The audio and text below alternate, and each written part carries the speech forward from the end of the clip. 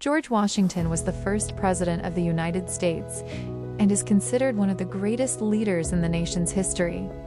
He was one of the key figures who laid the foundation for the birth of the United States, while also helping establish the political and military systems that later enabled the country to grow into a global power.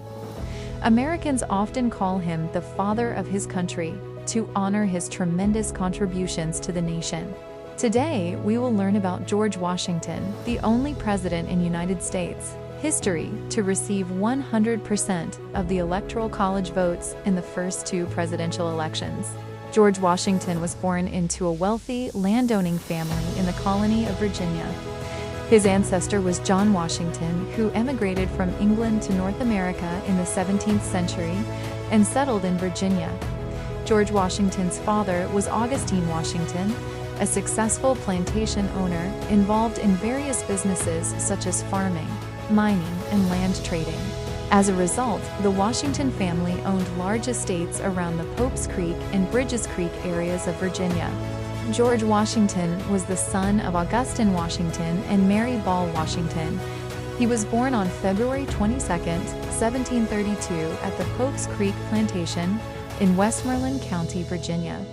He had 5 full siblings and several half-siblings, including Lawrence Washington, who would later have a major influence on his life. When George Washington was 11 years old, his father passed away. After this loss, he lived with his mother at Ferry Farm, a plantation that grew tobacco, grains, and various other crops near Fredericksburg, Virginia. It was there that Washington learned many skills such as horseback riding, fishing, boating, and hunting. George Washington especially admired his half-brother Lawrence Washington. Lawrence had been educated in England and served in the British Army with the rank of captain during the war between Britain and Spain. After returning to Virginia, Lawrence often told George stories about the military and the battlefield, which inspired young George Washington's interest in military life. In 1748, at the age of 16, George Washington joined a surveying expedition to the lands west of the Blue Ridge Mountains under the sponsorship of Thomas Fairfax, also known as Lord Fairfax. It was an extremely difficult and dangerous job, but Washington carried out his duties remarkably well. Thanks to his intelligence and excellent mathematical skills, he quickly became a well-known surveyor in Virginia. On July 20, 1749, this position not only provided him with a stable income, but also allowed him to gain valuable knowledge and experience about geography and the western frontier of the colony. The remarkable achievements of the famous colonial officer. In 1752, at the age of 20, George Washington was appointed a major in the Virginia colonial militia. A year later, in late 1753, Governor Robert Dinwiddie sent him to the Ohio Valley to deliver an ultimatum to the French forces, demanding that they withdraw from the territory claimed by the British. This was an extremely dangerous mission. On one occasion, a Native American suddenly fired a gun at him from close range, but the bullet missed. Nevertheless, he survived and safely returned to Virginia. These events quickly made George Washington famous throughout the British colonies in North America. In March 1755, George Washington received an invitation from Major General Edward Braddock, a British officer who was preparing a campaign to capture Fort Duquesne from the French near present-day Pittsburgh. Washington accepted the invitation and joined the expedition as a military aide in order to gain more battlefield experience. Before the campaign, George Washington had warned the British forces about the ambush tactics used by the French and their Native American allies. However, his warnings were not taken seriously enough. On July 9, 1755, the British Army was ambushed near the Monongahela River. General Braddock was severely wounded and died a few days later. Amid the chaos, Washington remained calm, helped organize the retreat, and saved many British soldiers. During the battle, 2 of his horses were shot dead, and his coat was pierced by bullets in several places. Yet he himself was not wounded. At that time, French forces often allied with Native American tribes to attack British settlements along the frontier. Therefore, in August 1755, Governor Dinwiddie appointed George Washington as commander of the Virginia Regiment, placing him in charge of defending hundreds of miles of Virginia's frontier. This was an enormous responsibility for a young officer who was only 23 years old.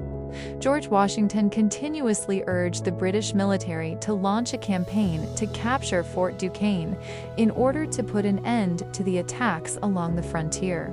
In 1758, British regular troops, together with colonial militia forces, attacked the fort during the Forbes expedition.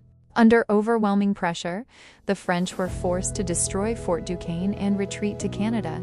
Afterward, the British built a new fortress called Fort Pitt on the same site, a place that later developed into the city of Pittsburgh.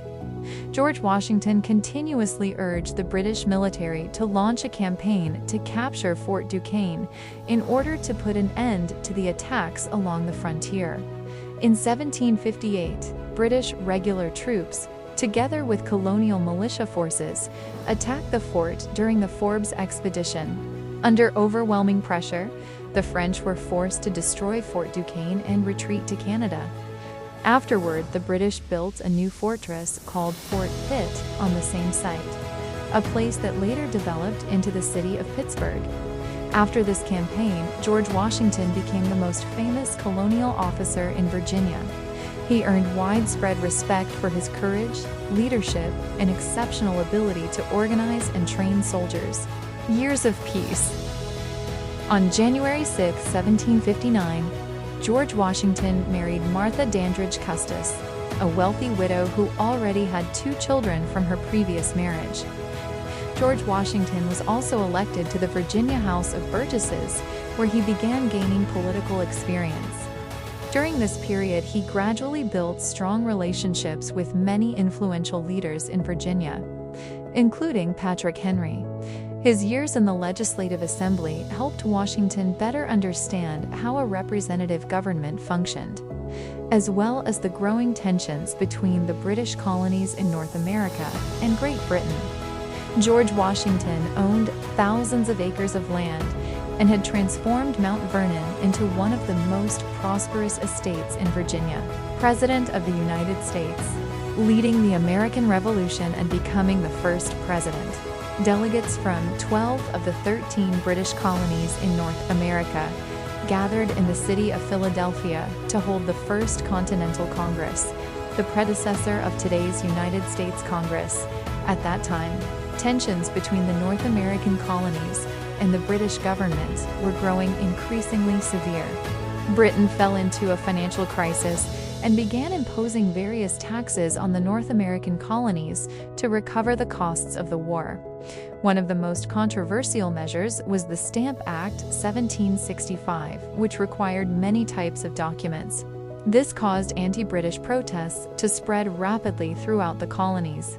By May 1775, the Second Continental Congress was convened in Philadelphia with delegates from all 13 British colonies in North America. While the Congress was in session, clashes between colonial militia forces and the British Army erupted at battles of Lexington and Concord. In response to the crisis, the Continental Congress decided to establish the Continental Army in order to unify the colonial forces against Britain.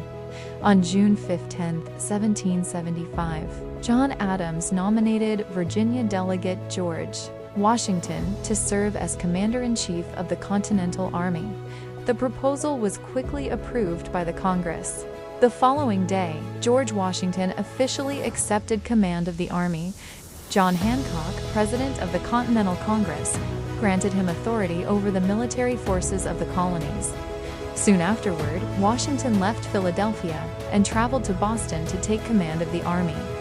From that moment on, he became the leader of the struggle for independence, an 8-year war against the United Kingdom, the most powerful empire in the world at that time. An interesting detail is that the King of Britain at that time was also named George III. Because of this, after years of difficult fighting, the decisive turning point of the war came in 1781. Admiral de Grasse to surround the British forces at Siege of Yorktown in Virginia. On October 19, 1781, British General Charles Cornwallis officially surrendered along with approximately 8,000 soldiers. The victory at the Siege of Yorktown became the decisive battle that paved the way for the independence of the United States. After the war, George Washington was deeply respected by the American people because he voluntarily gave up military power and returned to civilian life at Mount Vernon. In 1787, George Washington was elected president of the Constitutional Convention in Philadelphia. This convention approved the United States Constitution, the document that laid the foundation for the future federal government of the United States. Thanks to his enormous reputation and leadership during the War of Independence, George Washington was elected the first president of the United States in 1789. In the first presidential election, all 69 electors who participated unanimously voted for Washington. At that time, North Carolina and Rhode Island had not yet ratified the Constitution, and therefore did not take part in the election, while New York failed to send enough electors on time. In the 1792 election, George Washington once again received unanimous support from all 132 electors who participated in the vote. To this day, he remains the only president in United States history to receive 100% of the Electoral College votes in both presidential elections in which he ran, building a nation and strengthening the young republic. After becoming the first president of the United States, George Washington focused on unifying the nation and building a strong federal government. He understood that the United States was still a young and fragile country that could easily fall into division if the central government lacked authority and public trust. George Washington became the first leader to define the role of the presidency under the United States Constitution. He established an effective executive branch and appointed many talented individuals to his cabinet, most notably Alexander Hamilton as the first Secretary of the Treasury, and Thomas Jefferson as the first Secretary of State. Although the two men often disagreed about the future direction of the country, Washington worked hard to maintain balance and preserve political stability. During the early years of the Republic, the federal government also faced conflicts along the western frontier.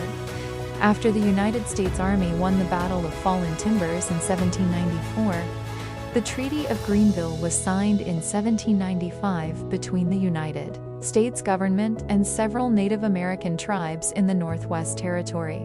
Under the treaty, the tribes ceded large portions of land in present-day Ohio to the United States, allowing the federal government to expand its control westward. In the South, Washington also relied on diplomacy to maintain peace with the Creek Confederacy and other Native American tribes. These efforts helped reduce violence and provided greater stability for the young nation during its early development. In foreign affairs, when war broke out in Europe in 1793 between revolutionary France and a coalition of European powers such as Great Britain, Austria, and the Netherlands, President Washington declared that the United States would remain neutral. He believed the nation was not yet strong enough to become involved in European conflicts. This policy helped America avoid a dangerous war, while its economy and government were still being established. In 1794, Washington's administration faced another major challenge known as the Whiskey Rebellion in Pennsylvania. Many farmers protested a federal tax placed on whiskey, which had been introduced to help pay off the nation's war debts. Washington responded by mobilizing a federal militia force to suppress the rebellion. This became the first major test of federal authority under the Constitution, and demonstrated that the new government had the power to enforce its laws. During his presidency, Washington also helped lay the foundation for the future capital of the United States through the Residence Act of 1790. The law authorized the creation of a new federal district along the Potomac River, which later became Washington, D.C., the nation's capital. He not only guided the country through the difficult years following independence, but also created important political traditions that helped shape American democracy for generations to come. There are many unusual stories surrounding the later years of George Washington. One of the most well-known was his severe dental problems, which greatly affected his appearance throughout his life. By the time he reached his 40s, he had already lost most of his natural teeth. Contrary to popular myth, Washington's dentures were not made of wood. Historians believe they were crafted from materials such as ivory, metal, animal teeth, and even human teeth, which may explain why Washington rarely smiled in portraits or public appearances. After completing 2 presidential terms, Washington voluntarily retired from public office in March 1797 and returned to Mount Vernon. There, he spent much of his final years managing his plantation, overseeing agricultural projects. In 1798, during rising tensions between the United States and France in the conflict known as the Quasi-War, Washington accepted and was appointed Lieutenant General and Commander of the United States Army. Although he never returned to active battlefield command, George Washington died on December 14, 1799. At Mount Vernon at the age of 67 after suffering from a sudden and severe illness. To this day, the exact cause of Washington's death remains a subject of debate. Many modern medical experts believe he may have suffered from acute epiglottitis or a severe throat infection that caused swelling and blocked his airway, which was common at the time, may have weakened him further. Washington's death shocked the young nation. Americans across the country mourned the loss of the man who had led the American Revolution and laid the foundations of the United States government. Even centuries later, the legacy of America's first president continues to shape the history and identity of the nation.